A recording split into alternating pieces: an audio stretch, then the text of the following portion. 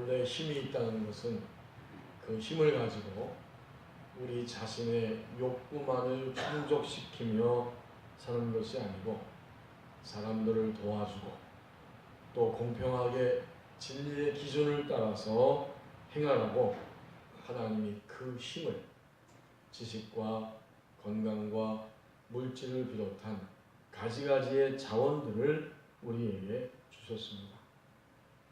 만약 그 힘을 가지고 동료, 선후배, 사람들을 괴롭힌다면 위로는 하나님을 향한 죄와 모독이고 아래로는 동료 인간을 향한 폭력의 죄입니다.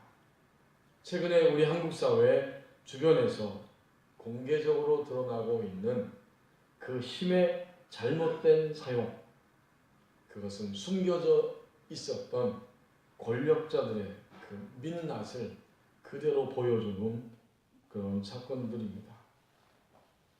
2011년 8월 2일 하나님의 부르심을 받은 온누리교회를 섬겼던 하영주 목사님의 말씀이 그래서 더욱 생생하게 기억이 납니다.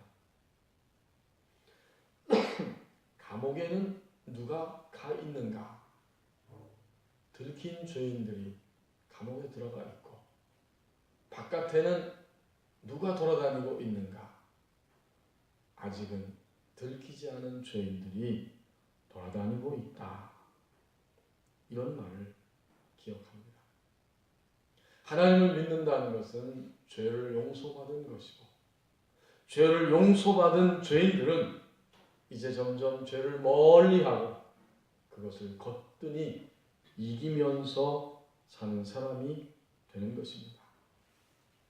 죄를 용서받고 죄를 멀리하고 죄를 이기는 사람이 될 때, 이런 하나님의 백성이 될 때 우리의 민낯, 화장하지 않은 얼굴, 즉 포장하지 않은 우리의 얼굴은 그대로 하나님을 증거하는 얼굴이 됩니다.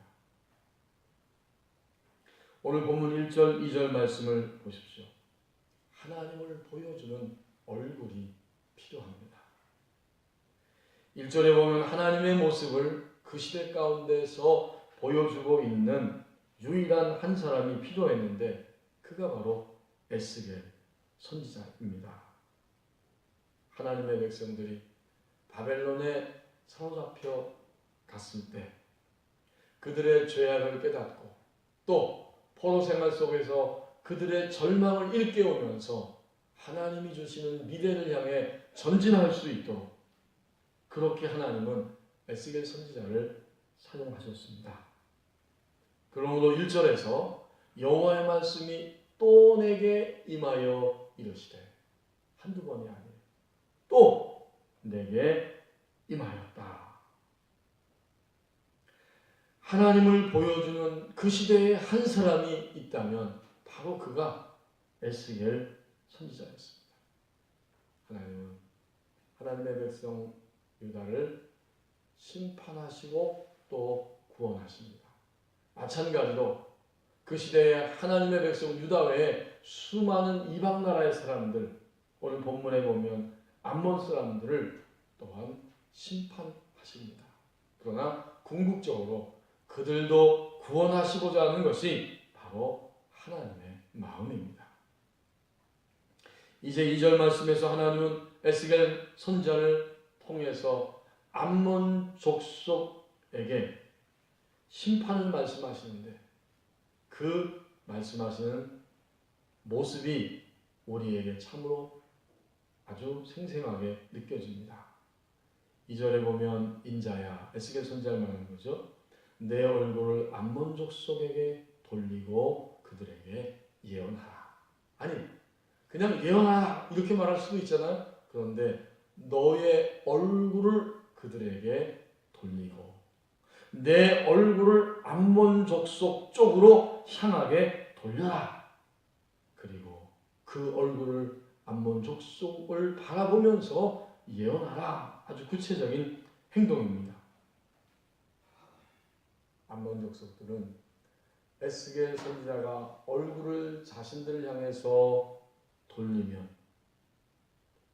에스겔 선지자를 통해서 하나님을 보게 됩니다. 물론 그들이 선지자의 그 말, 하나님이 선포하게 하신 그 말을 들으면서 어떤 반응을 보였는지 거기에 관계없이 하나님은 에스겔을 통해서 하나님의 마음을 그 시대 속에서 드러내게 하십니다. 에스겔 선지자는 그 시대에서 하나님을 보여주는 유일한 한 사람이었습니다. 20대 후반에 한 미혼 여성이 있었습니다. 이 정은 씨는 월급을 모아서 언제나 여행에 투자를 합니다. 어렵게 들어간 직장에서 그는 장기 여행을 하기 위해서 그만 그 직장을 그만두기도 했습니다. 그녀의 어머니는 홀 시어머니를 모시고 외아들과 함께 결혼한 남편 외아들과 함께 아주 숨을 죽이면서 살아가고 있었다고 합니다. 꼬장꼬장한 시어머니, 또 아주 가부장적인 그런 권위주의에 사로잡혀 있는 남편을 함께 모시고 살면서 아주 고통스러운 희생의 삶을 살았다는 겁니다. 언젠가 한 번은 서울에 있는 그 자취하는 딸네 집에 며칠 동안 좀 다녀오겠다고 말했다가 아주 두 사람에게 크게 혼이 난 적도 있었습니다. 하지만 한번 마음에 작정하고 그래도 딸이 서울에서 자취하는데 한번 가봐야겠다. 이 마음을 버리지 못해서 시어머니와 남편과 크게 다투다가 결국에는 세 사람이 전부 다 서울에 다녀오는 것으로 타협을 했다고 합니다. 이렇게 끊임없이 엄마의 희생을 강요하고 있는 가정에서 자란 이 20대 후반의 정은 씨는 마음속에 자기도 모르는 사이에 엄마에 대한 죄책감을 갖게 되었습니다. 그래서 대학생이 되자마자 아르바이트를 열심히 하기 시작했고 돈을 모아서 나중에 넉 달 동안 해외여행을 가게 되었다고 합니다. 당연히 아버지의 엄청난 반대가 있었지만 결코 물러서지 않고 그 반대를 무릅쓰고 여행을 떠났는데 그 여행길에서 이 정원 씨는 너무나 큰 해방감을 맛보았습니다. 정말 자유가 무엇인지 내가 살아있구나 하는 것을 느꼈다고 이야기합니다. 그런데 이 정원 씨의 자유에 대한 갈망은 깊이 들여다보면 사실은 자기 자신의 욕망이기보다는 엄마의 욕망이었습니다. 이 딸은 가부장적인 분위기에서 꼼짝 못하는 엄마를 보며 엄마의 욕망을 자기도 모르게 읽어내게 되었고 그것을 자기 자신의 욕망에 편입시켜서 해외여행이라고 하는 그 행동을 실천하게 된 것입니다. 엄마의 마음을 보여준 딸의 행동입니다. 오늘 이 시대 우리의 생활 속에서도 하나님을 보여주는 얼굴이 필요합니다. 3절 말씀입니다. 악과 어둠의 속성을 던져버려야 한다고 말씀합니다. 악은 무엇입니까? 하나님 앞에서 죄이고 그렇다면 어둠은 또 무엇입니까? 악이 죄라고 하는 사실을 깨닫지 못하고 그 악에 묶이고 붙들려서 살아가는 것이 바로 어둠입니다. 3절 말씀에서 하나님은 암몬 족속에게 그들의 행동이 하나님의 눈앞에서 악이고 어둠이라고 하는 사실을 가르쳐주라고 에스겔 선지자를 통해서 말씀하시는데 3번씩이나 계속해서 반복적으로 말씀합니다. 너는 암몬 족속에게 이르기를 주 여호와의 말씀을 들을지어다. 주 여호와께서 이렇게 말씀하셨느니라 하면서 한 가지 사건을 3번씩 반복적으로 말합니다. 내 성소가 더럽힘을 받을 때에 내가 그것에 관해서, 두 번째, 이스라엘 땅이 황폐할 때에 내가 그것에 관해서, 세 번째는 유다 족속이 사로잡힐 때에 내가 그들에 대하여 이르기를. 이건 한 가지 사건이죠.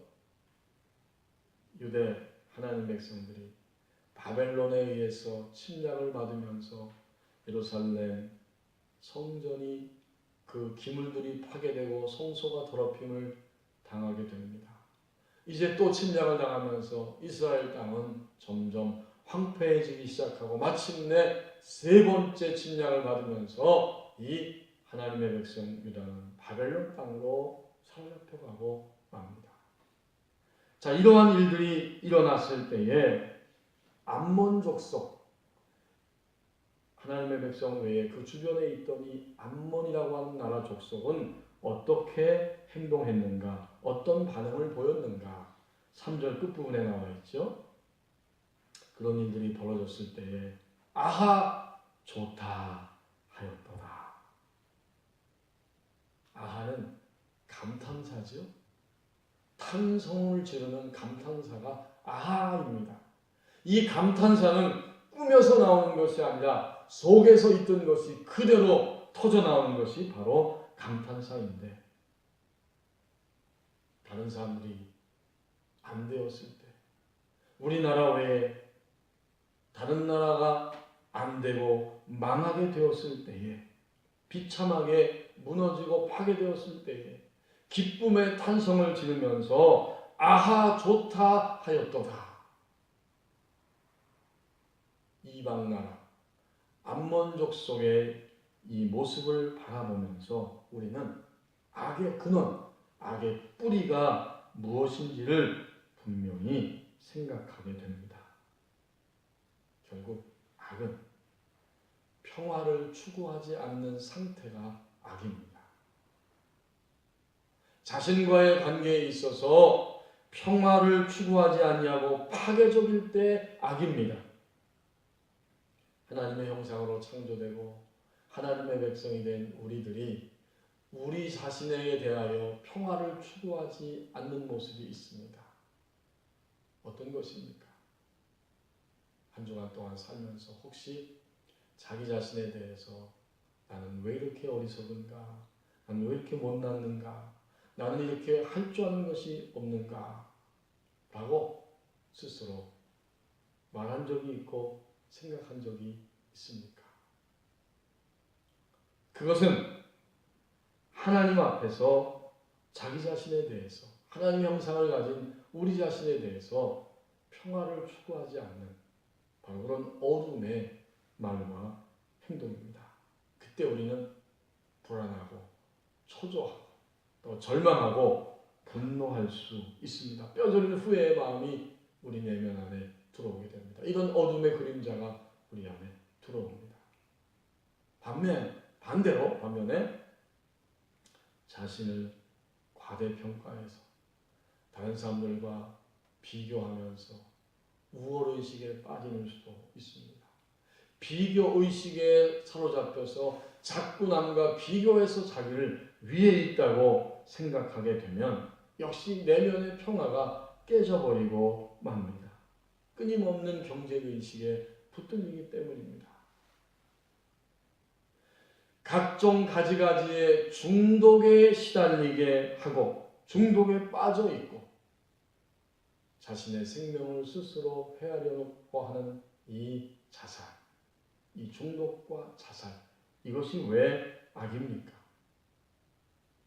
주인 되시는 하나님의 생명을 스스로 파괴시키기 때문이고 하나님의 소유된 백성인 자기 자신을 평화롭게 하지 아니하고 파괴시켜버리기 때문에 악입니다.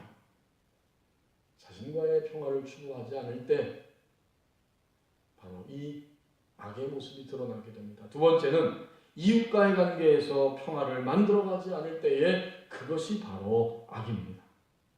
여기서 이웃은 당연히 나를 제외한 우리 주변의 모든 사람들, 가족부터 시작해서 사실은 오늘의 시대에는 지구촌 전체가 다 나의 이웃입니다. 내가 하나님이 허락하신 유일한 한 번의 시간을 사는 것처럼 나의 이웃도 역시 하나님이 허락하신 유일한 한 번의 시간을 살아갑니다.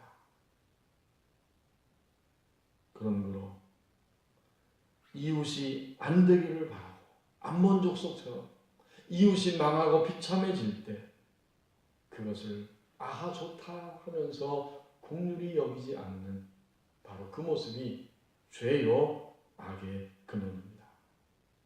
자, 세 번째는 가장 중요한데 하나님과의 관계성이 평화롭지 않을 때, 정상적이지 않을 때 그것이 바로 악입니다.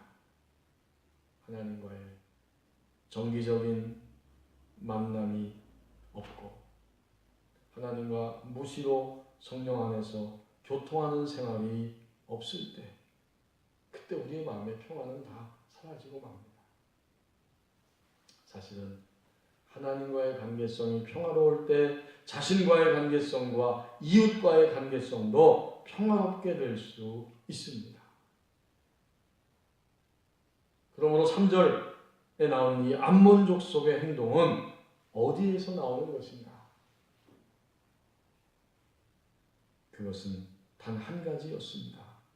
하나님과의 관계성이 없기 때문에 암몬 족속은 이웃이 망해갈 때 좋아하고 또 자기 자신이 바로 그러한 악에 붙들려 있다는 사실을 깨닫지 못합니다.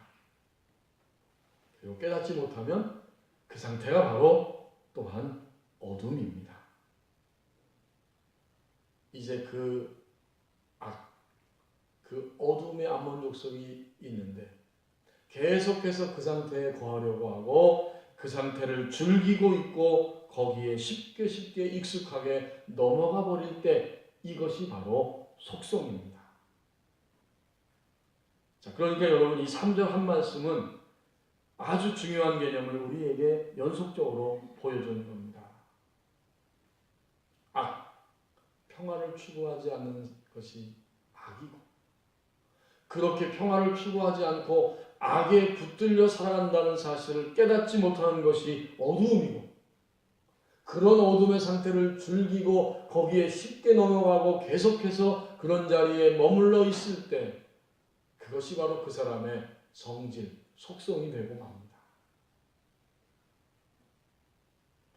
이러한 속성을 가진 사람들이 암몬 족속이었고 사실 이 암몬 족속은 바로 주님을 믿고 난 이후에 우리 안에 있는 이런 악과 어둠을 보여주는 말씀입니다. 이 암몬 족속은 사실 우리 자신의 모습입니다.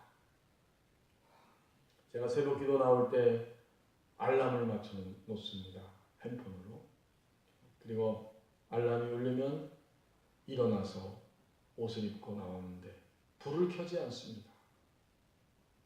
제가 불을 켜면 저희 가족들이 자고 있잖아요. 그래서 핸폰을 알람을 끄고 핸폰의 빛을 가지고 일어나서 이제 옷을 입고 문을 열고 거실로 나갑니다. 역시 불을 켜지 않습니다.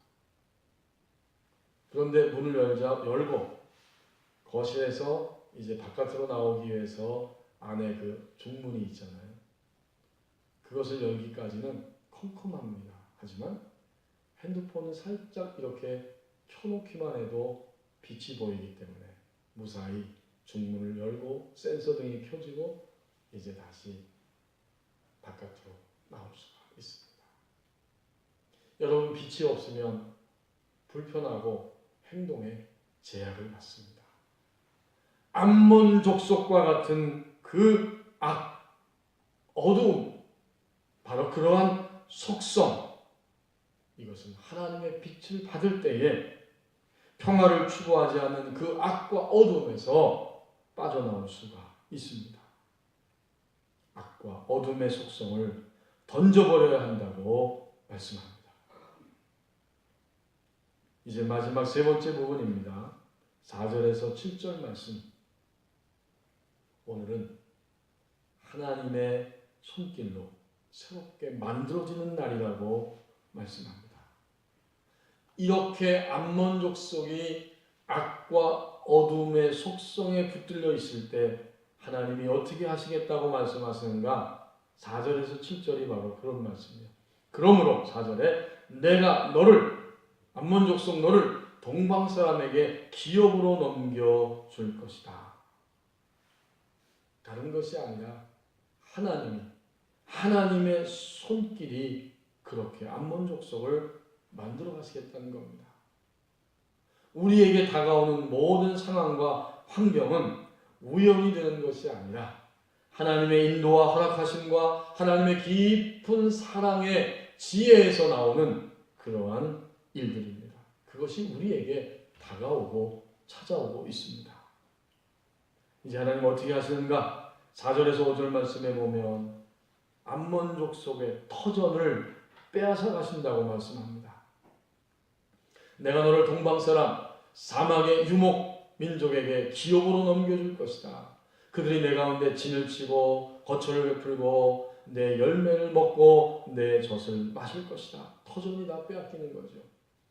5절도 마찬가지입니다.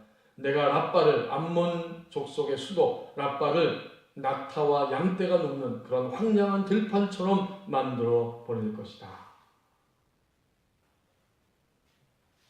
그렇게 빼앗기고 터전이 흔들려 버리고 텅텅 비어갈 때 암몬 족속 곧 악과 어둠의 속성에 붙들려서 현재 살아가고 있는 그 사람들은 어떻게 되는가? 이 모든 일을 행하시는 분이 하나님이심을 알게 될 거라고 말씀합니다. 5절 끝부분에 그 이야기가 나오죠. 내가 주 여호와인 줄 너희가 알리라.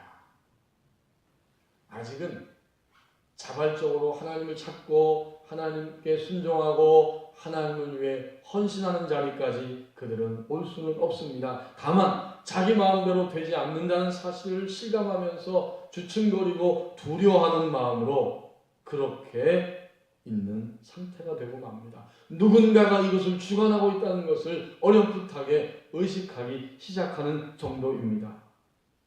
너희가 나를 내가 바로 주 여호와인 줄 알리라. 이제 조금씩 두려워서 마음대로 할 수 없는 바로 그런 상태가 되는 겁니다. 그런데요, 이 암몬 족속은 얼마나 끈질긴지 그냥 쉽게 간단하게 그렇게 사라지지는 않습니다. 그래서 평화를 추구하는 상태를 향해 달려가야 하지만 금방 그 평화를 추구하는 상태를 향해 달려가지를 않습니다. 6절에서 하나님은 그 암몬 족속이 얼마나 끈질기다고 하는 사실을 다시 한번 반복해서 말씀해 주십니다. 주 여호와께서 이같이 말씀하셨느니라. 내가 이스라엘 땅에 대하여 손뼉을 치며 발을 구르며 마음을 다하여 멸시하며 즐거워하였다. 아니, 앞부분에서 한번 말씀하시면 됐는데 6절에 와서 또다시 그들의 악과 어둠과 속성을 재론하시면서 그것이 얼마나 끈질기게 우리를 붙잡고 있는지 그 사실을 깨닫게 하는 겁니다. 이제 7절은 암몬 족속에게 하나님이 연속적으로 패배의 승잔을 맛보게 하신다고 말씀합니다. 그런즉 그들이 끈질기다고 하는 사실을 말씀해 주시고 7절에서 하나님이 다시 연속적으로 패배의 승자를 맛보게 하신다는 거예요. 그런즉 내가 손을 내 위에 펼 것이다. 너를 다른 민족에게 넘겨주고 노략당하게 하고 너를 만민 중에서 끊어버리고 너를 여러 나라 가운데서 패망하여 멸하게 할 것이다. 이게 얼마나 엄미한 말씀입니까? 역사 속에서 암몬 족속은 이 나라 저 나라 바벨론에게 헬라에게 로마에게 끊임없이 이리저리 침략을 당하며 그들은 멸망을 받게 됩니다. 여러 나라 오고 오는 민족들에게 그들이 그렇게 패망하게 하실 것이다. 이제 우리 자신의 생활을 한번 생각해 보십시다. 혹시 지금까지 살아오면서 자신에 의해서나 다른 어떤 누구에 의해서 삶의 터전이 마구 흔들리며 물질이 이렇게 저렇게 막 날아가고 그렇게 빼앗긴 경험이 있습니까? 연속적으로 상승하는 것이 아니라 하강하면서 계속해서 물질과 건강이 관계가 밑으로 패배하며 쓴잔을 맛본 적이 있습니까? 그리고 지금 현재 최근에 우리는 그런 일들을 경험하며 살아가고 있습니까? 그렇다면 그것은 하나님이 우리를, 하나님이 나를 하나님의 손길로 새롭게 창조하고 계시는 중입니다. 하나님은 하루하루 바로 오늘이라고 하는 이 날들 동안에 그 일을 하고 계십니다. 하나님이 그렇게 그 일을 하고 계시는데 그 일의 최종적인 목적 지점은 어디인가? 역시 7절 끝부분에 나와 있습니다. 하나님 이렇게 저렇게 하시면서 터전을 빼앗기게 하시고 연속적으로 패배의 쓴잔을 맛보게 하시는데 최종 지점이 도대체 무엇인가 보았더니 7절 끝부분에서 이렇게 말씀하십니다. 내가 주 여호와인 줄 너희가 알리라 하셨다 하라. 그렇군요. 하나님이 진정으로 나의 주인, 나의 삶의 주인이시고 전부라고 하는 사실을 알게 되는 그 지점, 거기까지 우리를 새롭게 하고 끌고 가기를 원하십니다. 자, 이제 우리는 아침마다 일어나서 우리 하나님 아버지 앞에 기도하면서 이렇게 기도하면서 하루하루를 살아가야 하고 살아갈 수 있습니다. 아침에 눈을 뜨면 앉자마자 또는 출근하면서 운전대를 붙잡고 우리는 하나님께 기도합니다. 오늘은 하나님이 주시는 최고의 날입니다. 이 날들 동안 나를 새롭게 창조해 주실 하나님을 찬양하고 기대하고 감사를 드립니다. 하나님의 손길 안에서 나를 새롭게 하옵소서. 이런 기도를 우리 그리스도인들은 매일매일 하루하루 하나님 우리 생을 걷어가시기 전까지 드리는 그런 사람이 되어야 합니다. 오늘은 하나님의 손길로 새롭게 만들어지는 날이라고 말씀합니다. 우리가 익히 이름을 알고 있는 그 심리학자 프로이트가 있습니다. 1856년 오스트리아에서 출생했고 1939년 9월 23일 이 땅을 떠나게 되었는데, 그런데 그가 1938년에 히틀러를 피해서 자신이 살던 평생 살아온 오스트리아를 떠나서 영국으로 망명하게 되었습니다. 이 독일의 히틀러가 집권하자마자 반유대주의 정책에 의해서 유대인들을 학살하고 있었습니다. 많은 사람들이 그 대학자를 아끼면서 빨리 오스트리아를 떠나라고 권유했지만 쉽게 움직이지 않았습니다. 하지만 점점 유대인들을 박해하고 학살하는 것이 현실이 되니까 결국 그도 자기의 고향 땅을 떠날 수밖에 없었습니다. 이제 늦은 밤 자신의 막내딸 안나와 함께 밤기차에 올라탔습니다. 고향 땅을 떠나야 하는 이 노부의 대학자는 너무 마음이 서글프고 슬펐습니다. 하지만 울 수가 없습니다. 배웅하러 나온 수많은 사람들도 프로이트를 배웅하면서 차마 울지를 못했습니다. 그때 그 집의 하녀가 프로이트를 향해서 손을 흔들다가 그만 크게 통곡하며 울음을 터뜨렸습니다. 결국 그 하녀는 프로이트를 대신해서, 울 수 없는 프로이트를 대신해서 그녀가 울어준 것입니다.